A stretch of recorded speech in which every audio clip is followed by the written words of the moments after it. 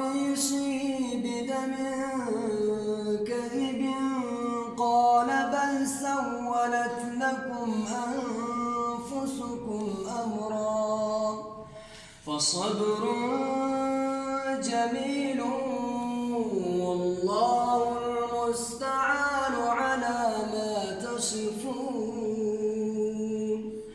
وجاءت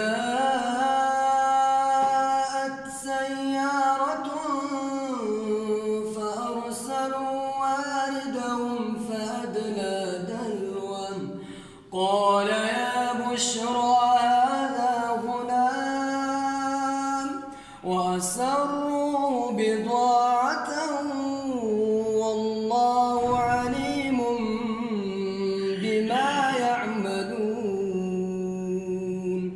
وشروا بثمن بخس دراهم معدودة وكانوا فيه من الزاهدين.